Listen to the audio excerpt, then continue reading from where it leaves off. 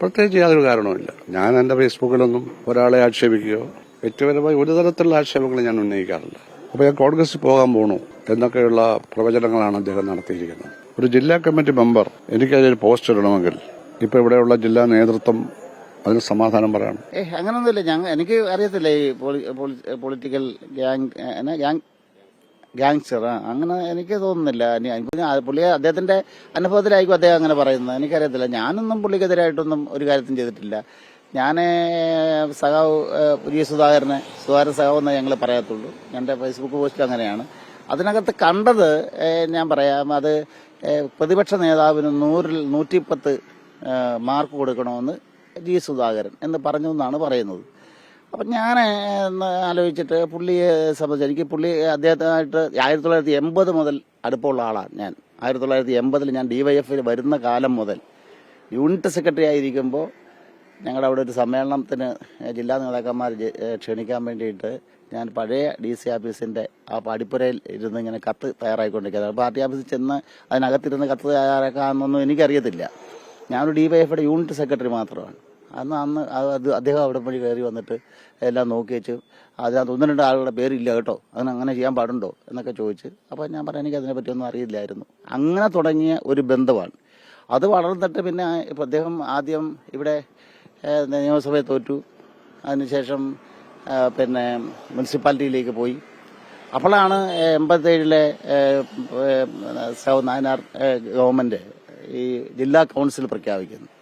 അങ്ങനെ ജില്ലാ കൗൺസിൽ പ്രഖ്യാപിക്കുമ്പോൾ ഞാൻ താമസിക്കുന്ന ഞങ്ങളുടെയൊക്കെ നാടായിട്ടുള്ള കൈനഗിരി ഡിവിഷനിലാണ് അദ്ദേഹം വരുന്നത്. ആലപ്പുഴയിലെ ഏറ്റവും ഭദ്രമായ സീറ്റാണ്. നെടുമുടിയും കൈനഗരിയും കൂടെ ചേരുന്ന ആ സീറ്റിൽ അദ്ദേഹം സ്ഥാനാർത്ഥിയായി വരുമ്പോൾ അദ്ദേഹത്തിന്റെ തെരഞ്ഞെടുപ്പ് കമ്മിറ്റി സെക്രട്ടറി ആയിരുന്നു ഞാൻ.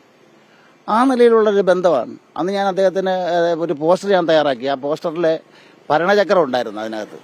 അപ്പം അന്ന് KKC ജില്ലാ സെക്രട്ടറി എന്നോട് പറഞ്ഞു, ഷാജു ഇത് ഒക്കത്തില്ല, ഈ പോസ്റ്ററൊന്നും അങ്ങനെ പഠിക്കാൻ പറ്റത്തില്ല. അപ്പോൾ പിന്നെ ഇതിനകത്ത് ഭരണചക്രം എന്തിനാ, അരുവാളും ചുറ്റും നക്ഷത്രം വെക്കാൻ മനസ്സിലാവും, ഭരണചക്രം എന്തിനാ വെക്കുന്നത്. അപ്പം ഞാൻ പറഞ്ഞത് അതൊരു പുതിയ മോഡലല്ലേ KKC, അത് നടക്കത്തില്ല എന്ന് പറഞ്ഞ് അദ്ദേഹം അങ്ങ് പോയി. ഞാൻ സുധാകരൻ സാഹിബിനെ കണ്ടു കഴിഞ്ഞപ്പം അദ്ദേഹം പറയാ ഷാജി ഉണ്ടാക്കിയല്ലേ അത് വെച്ചു കുഴപ്പമൊന്നുമില്ല എന്ന് പറഞ്ഞു. ആ തരത്തിൽ അന്ന് കേരളത്തിലും അങ്ങനെ ഒരു പോസ്റ്റർ ഇറങ്ങിയിട്ടില്ല. എന്താ വെച്ചാൽ അദ്ദേഹമാണ് ഇതിന്റെ പ്രസിഡന്റ് എന്ന്, വരാൻ പോകുന്ന സമിതിയുടെ പ്രസിഡന്റ് എന്ന് പറയാതെ പറയുകയാണ്. അത് അന്ന് മുതൽ ആ നിലയിലുള്ള ബന്ധമാണ് ഞങ്ങൾ തമ്മിൽ. പിന്നെ ഇടക്കാലത്ത് അമ്പലപ്പുഴ ഏരിയ കമ്മിറ്റിയിൽ ഒരു ജസ്റ്റിൻ വരികയും ജസ്റ്റിന്റെ കടന്നുവരവും അതുമായി ബന്ധപ്പെട്ട കുറേ പ്രശ്നങ്ങളുമാണ് ഞാനൊക്കെ പാർട്ടിയിൽ നിന്ന് പോകാൻ കാരണം. എന്നാൽ യഥാർത്ഥത്തിൽ ഗൗരിയമ്മ ഇഷ്യൂ അല്ല. ഞങ്ങൾക്ക് ഗൗരിയമ്മയ്ക്ക് ആയിട്ട് ഞങ്ങൾക്കൊന്നും യാതൊരു ബന്ധവുമില്ലായിരുന്നു. ഒരു കൈനേരിലോ വല്ല പരിപാടിക്ക് വരുമ്പം അവിടുന്ന് വോട്ടെ വിളിച്ചുകൊണ്ട് പോവുക, തിരിച്ചു കൊണ്ടാക്കുക എന്നുള്ളതിനപ്പുറം അങ്ങ് ഗൗരിയമ്മയായിട്ടൊന്നും ഞങ്ങൾക്ക് യാതൊരു ബന്ധവുമില്ലായിരുന്നു.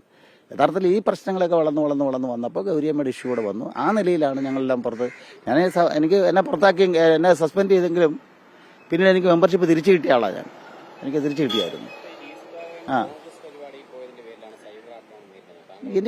അദ്ദേഹം എവിടെ പോകുന്ന കാര്യത്തിൽ എനിക്ക് അഭിപ്രായ വ്യത്യാസമൊന്നുമില്ല. അദ്ദേഹം എവിടെ വേണമെങ്കിലും പോട്ടെ. അദ്ദേഹം ഒരു കമ്മ്യൂണിസ്റ്റ് എന്നുള്ള നിലയിൽ അദ്ദേഹം ഞങ്ങൾക്കെല്ലാം മാതൃകാ പുരുഷനാണ്. അതിനകത്തൊരു സംശയവും വേണ്ട. അപ്പൊ അദ്ദേഹം ആ മാതൃകാ പുരുഷനായിട്ടുള്ള ജി സുധാകരൻ സാഹു ഇത്തരം കാര്യങ്ങൾ പറയില്ല എന്നാണ് എന്നെ പോലുള്ള ആളുകൾ വിശ്വസിക്കുന്നത്. അല്ലെങ്കിൽ ഞാൻ വിശ്വസിക്കുന്നത് അങ്ങനെയാണ്. അത് ഞാൻ പറഞ്ഞുള്ളൂ. എനിക്ക് അദ്ദേഹം അങ്ങനെ പ്രതിപക്ഷ നേതാവ് എന്ന് പറഞ്ഞാൽ ഏറ്റവും ലോക തോൽവിയായിട്ടുള്ളൊരു പ്രതിപക്ഷ നേതാവാണ് ഇപ്പൊ ഇരിക്കുന്നത്. സതീശൻ MLA വരുമ്പോൾ ഞാനും MLA ആണ് നിയമസഭയിൽ. സതീശനെ എനിക്കറിയാം. പിന്നീട് 2006 ജയിച്ചു വന്ന സതീശനെ എനിക്കറിയാം. 2016 തെരഞ്ഞെടുപ്പിൽ രമേശ് ചെന്നിത്തല എങ്ങനെ പ്രതിപക്ഷ നേതാവ് അല്ലാതായെന്നും സതീശൻ എങ്ങനെ ആയെന്നും ഒക്കെ അറിയാവുന്ന ആളാണ് ഞാൻ. കൃത്യമായിട്ട് അറിയാവുന്ന ആളാണ്. അതിന്റെ പിന്നെ നടന്ന അന്തർനാടകങ്ങൾ മുഴുവൻ എനിക്കറിയാം. അതെല്ലാം അറിയാവുന്ന ഞാൻ സുധാകരൻ സഖാവ് ഇങ്ങനെ 110 മാർക്ക് കൊടുക്കണമെന്നൊക്കെ പറഞ്ഞാൽ അതങ്ങനെ അദ്ദേഹം പറയാൻ ഇടയില്ല എന്നാണ് ഇപ്പോഴും ഞാൻ വിശ്വസിക്കുന്നത്. ഞാൻ ഒരു തരത്തിലും അദ്ദേഹത്തെ വിമർശിച്ചിട്ടില്ല. വിമർശനം എന്ന് പറയുന്നത് കമ്മ്യൂണിസ്റ്റ് പാർട്ടിയുടെ അടിത്തറയാണ്, ആണിക്കല്ലാണ്. സ്വയം വിമർശനവും ഈ പാർട്ടിയുടെ അടിത്തറ. അത് പക്ഷെ അത് പാർട്ടിക്കുള്ളിലാണ്, പാർട്ടിക്ക് പുറത്തല്ല. പാർട്ടി സംഘടനയ്ക്കുള്ളിലാണ് ആ വിമർശനമെല്ലാം.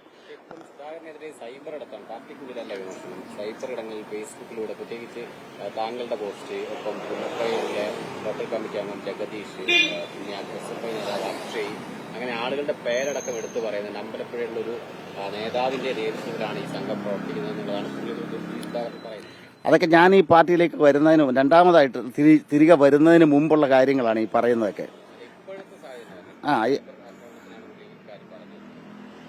അങ്ങനെ ഒരു സൈബർ ആക്രമണം അദ്ദേഹത്തിനെതിരായിട്ട് നടക്കുന്നുണ്ടോ എനിക്കറിയത്തില്ല. ഞാനതൊന്നും മനസ്സിലാക്കി വെച്ചിട്ടില്ല.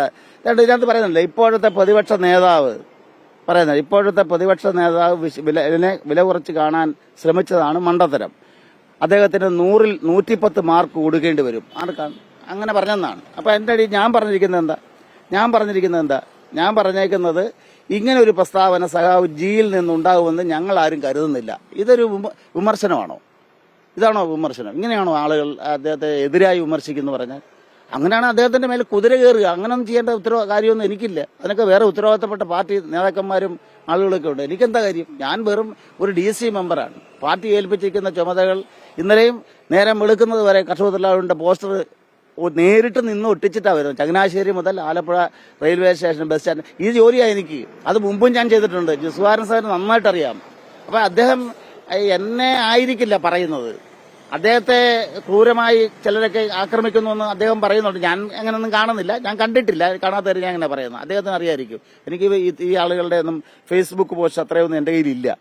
അവരുമായിട്ടുള്ള ആ ബന്ധമില്ല. എനിക്കിപ്പോഴും എന്റെ ഫ്രണ്ട്സിൽ നിൽക്കുന്ന ഏതാണ്ട് 7000-ഓളം ആളുകളുണ്ട്. അതിനകത്ത് 6500 കോൺഗ്രസ്സുകാരാണ്. അപ്പൊ എനിക്ക് ആ നിലയിലുള്ള കാര്യങ്ങളൊന്നും കിട്ടുന്നില്ല. ഇത് യാദൃച്ഛികമായിട്ട് വന്നതാണ്. കണ്ടപ്പോൾ ഞാൻ അത് ഒരിക്കലും എനിക്ക് വിശ്വസിക്കാൻ പറ്റാത്ത ഒരു പ്രസ്താവനയായിട്ട് തോന്നിയത് കൊണ്ട് ഞാൻ പറഞ്ഞതേ ഉള്ളൂ. അത് അദ്ദേഹത്തിനെതിരായിട്ടുള്ള ഒരു വിമർശനമല്ല.